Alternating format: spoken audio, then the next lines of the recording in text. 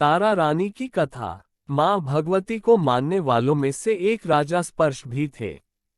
वो दिन रात उनकी पूजा अर्चना में लीन रहते थे। राजा को किसी चीज की कमी नहीं थी, बस उन्हें बच्चे की ख्वाहिश थी। सालों से बच्चा न होने के कारण राजा कुछ निराश रहा करते थे। एक दिन राजा की भक्ति से खुश होकर माँ भगवती ने सपने में आकर उसे दो बेटी होने का वरदान दिया। आशीर्वाद मिलने के कुछ समय बाद राजा के घर एक बेटी पैदा हुई। बेटी पैदा होने की खुशी में राजा ने सबको दावत दी और बेटी की कुंडली बनवाने के लिए पंडितों को बुलवाया। सबने राजा से एक ही बात कही कि यह साक्षात देवी का रूप है। जहां भी इसके कदम पड़ेंगे वहां खुशियां ही खुशियां होंगी। ये भगवती देवी की भक्तन होगी। इतना सब कहकर पंडितों ने लड़की का नाम तारा रख दिया। कुछ समय के बाद मंगलवार के दिन राजा के घर एक और बेटी पैदा हुई। ज्योतिषों ने उसकी भी कुंडली बनाई और उदास हो गए। राजा ने जब उनसे उदासी का कारण पूछा तो ज्योतिषों ने बताया कि ये लड़की आपके जीवन में खूब सारा दुख लेकर आएगी। राजा ने ज्योतिषों से पूछा कि आखिर मैंने ऐसे कौन से खराब कर्म किए थे कि इसने मेरे घर जन्म लिया है। ज्योतिषों ने बताया कि आपकी दोनों बेटियां राजा इंद्र की अप्सराएं हुआ करती थीं। इनमें से बड़ी बहन का नाम तारा और छोटी का रुकमन था। एक दिन ये दोनों मिलकर धरती की सैर करने के लिए गईं। दोनों ने ही वहां पहुंचकर एकादशी के दिन का व्रत रखा। तारा ने अपनी छोटी बहन से कहा कि आज एकादशी का व्रत है, इसलिए बाजार जाकर कुछ ताजे फल ले आओ, लेकिन वहां कुछ खाना मत। रुकमन बाजार फल लेने के लिए चली गई। वहां उसे मछली के पकौड़े दिखे। उसने झट से उन्हें खा लिया और अपनी दीदी के लिए कुछ फल ले लिए। रुकमन से तारा ने पूछा कि तुम अपने लिए फल क्यों नहीं लाए। उसने जवाब दिया कि वो मछली के पकौड़े खाकर आई है। तारा ने गुस्से में कहा कि तुम पापीन हो। एकदशी के दिन तुमने मछली खा ली। ऐसे खराब कर्म के लिए मैं तुम्हें छिपकली बनने का श्राप देती हूँ। अब उसी जंगल में तारा की बहन छिपकली बनकर रहने लगी। वहां एक जाने माने ऋषि गुरु गोरख भी अपने कुछ शिष्यों के साथ रहते थे। उनके शिष्यों में से एक बहुत ही घमंडी था। अपने घमंड के चलते वो शिष्य कमंडल में पानी भरकर एकांत में बैठकर तपस्या करने लगा। तभी एक प्यासी गाय वहां आ गई। उसने सीधे अपना मुंह उस कमंडल में डाला और पानी पी लिया। पानी पीने के बाद जैसे ही गाय अपना मुंह बाहर को निकालने लगी तो कमंडल नीचे गिर गया और ऋषि का ध्यान भंग हो गया। ऋषि ने देखा कि गाय पानी पी गई है। अब गुस्से में ऋषि ने गाय को एक चिमटे से बुरी तरह घायल कर दिया।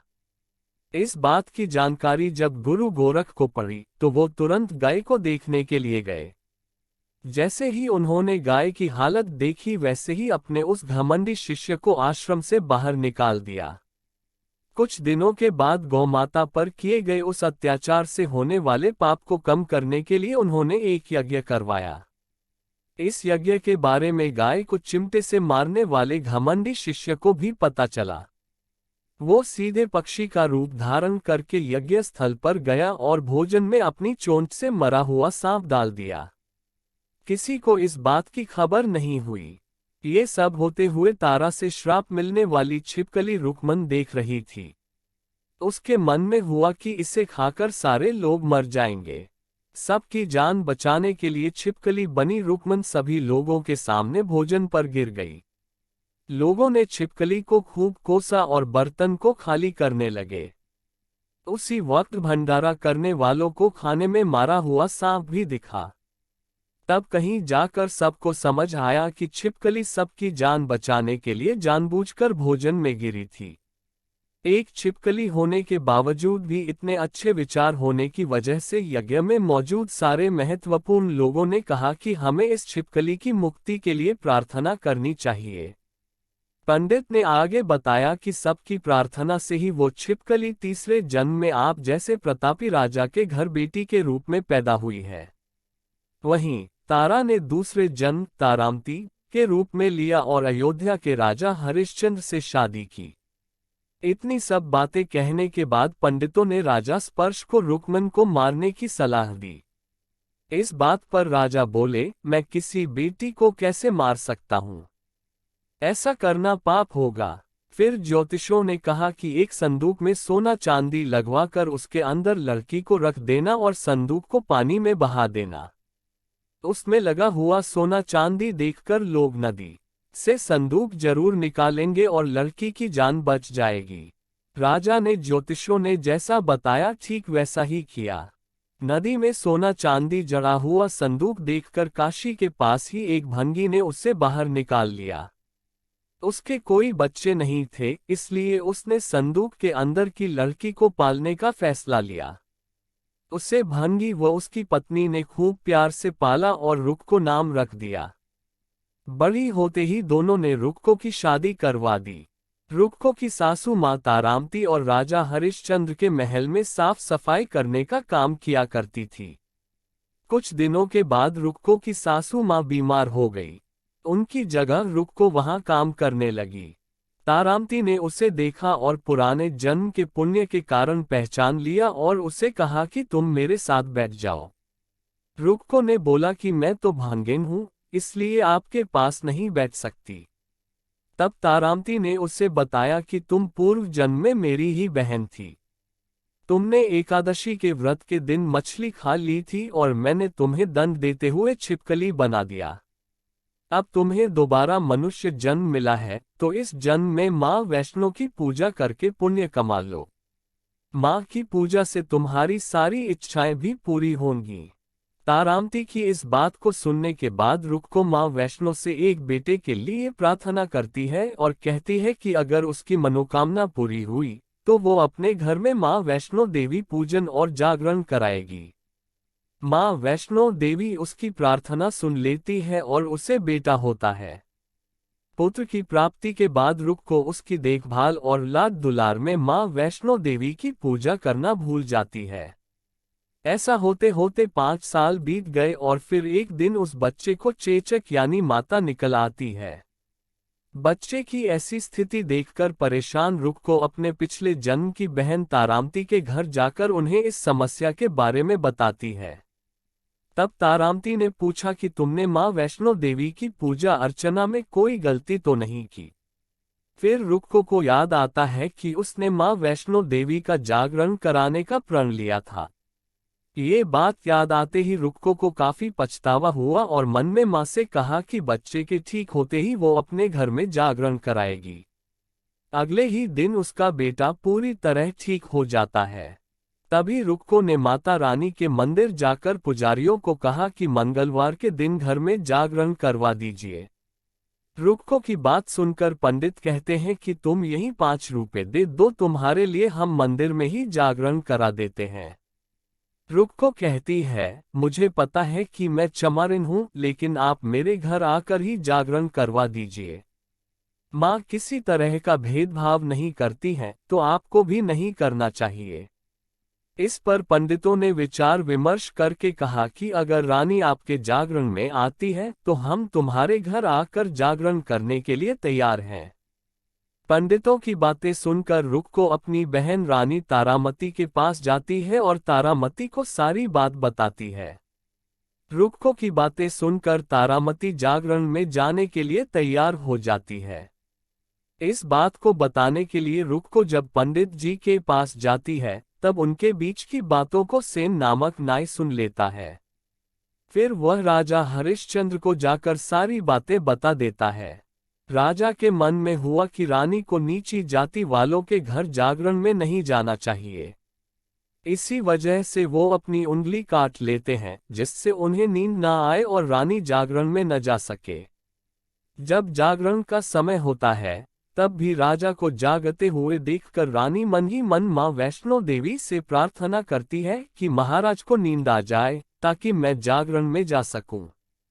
रानी की प्रार्थना के कुछ ही देर बाद राजा को नींद आ जाती है। फिर रानी तारामती रोशनदान में रस्सी बांधकर महल से नीचे आकर रुक्को के घर चली जाती है। इसी जल्दबाजी में रास्ते में ही रानी का रेशमी रुमाल और एक पांव का कंगन गिर जाता है। इधर कुछ वक्त बाद राजा हरिश्चंद्र की नींद टूट जाती है। नींद खुलने पर रानी को अपने पास न देखकर राजा उसकी तलाश में निकल जाते हैं। रानी को ढूंढते ढूंढते उन्हें रानी का रुमाल और कंगन मिलता है। रानी की चीजों को अपने साथ लेकर राजा जागरण स्थल पहुंचते हैं और एक जगह चुपचाप बैठकर जागरण सुनने लगते हैं। मां वैष्णो देवी के जयकारे के साथ जागरण खत्म होता है और सभी को प्रसाद दिया जाता है। तब रानी अपने हिस्से के प्रसाद को झोली में डाल लेती है। रानी के ऐसा करने पर लोग उनसे पूछते हैं कि वो प्रसाद क्यों नहीं खा रही हैं। अगर आप प्रसाद का सेवन नहीं करती हैं, तो जागरण में आए लोग भी प्रसाद नहीं खाएंगे। तब रानी बोलती है कि वो प्रसाद राजा के लिए था, अब आप मुझे प्रसाद दीजिए। फिर अपने लिए प्रसाद लेकर रानी सबके सामने उसे खा लेती है। रानी के प्रसाद खाते ही जागरण में मौजूद सभी भक्तों ने भी प्रसाद खाया। उसके बाद रानी महल के लिए निकल जाती है। तभी रास्ते में ही राजा उन्हें रोककर पूछते हैं कि तुमने नीच जाति के घर प्रसाद खाकर खुद को अपवित्र कर लिया है। तुमने मेरे लिए भी प्रसाद रखा है, अब तुम उससे मुझे भी अपवित्र करना चाहती हो। अब मैं तुम्हें अपने महल नहीं लेकर जा सकता।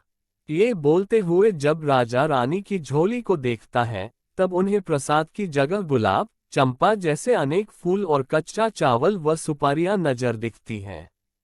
इस चमत्कार को देखकर राजा हैरान हो जाते हैं। फिर राजा चुपचाप रानी को अपने साथ लेकर महल पहुंचते हैं। वहां रानी बिना माचिस के ही माता रानी के सामने दीप जलाकर राजा हरिश्चंद्र को और हैरान कर देती है। फिर रानी बोलती है कि माता के दर्शन करने के लिए बहुत बड़ा त्याग करना पड़ता है। इसके लिए आपको अपने बेटे रोहिताश्व की बलि देनी होगी, तभी मां दुर्गा आपको साक्षात दर्शन देगी। ये सुनकर राजा के मन में मां के दर्शन की इच्छा होने लगी, जिसके लिए राजा अपने पुत्र की बलि दे देते हैं। बलि देने के बाद मां दुर्गा शेर पर सवार होकर प्रकट हो जाती है। उन्हें देखकर राजा हरिश्चंद्र काफी खुश हो गए और मां दुर्गा ने तुरंत राजा के बेटे को दोबारा जिंदा कर दिया। इस चमत्कार को देखकर राजा हरिश्चंद्र खुश हो गए। तभी राजा ने मां की पूरी विधि से पूजा करके उनसे गलतियों की माफी मांगी। मां दुर्गा ने भी राजा को खुश रहने का आशीर्वाद दिया और अंतर्ध्यान हो गईं।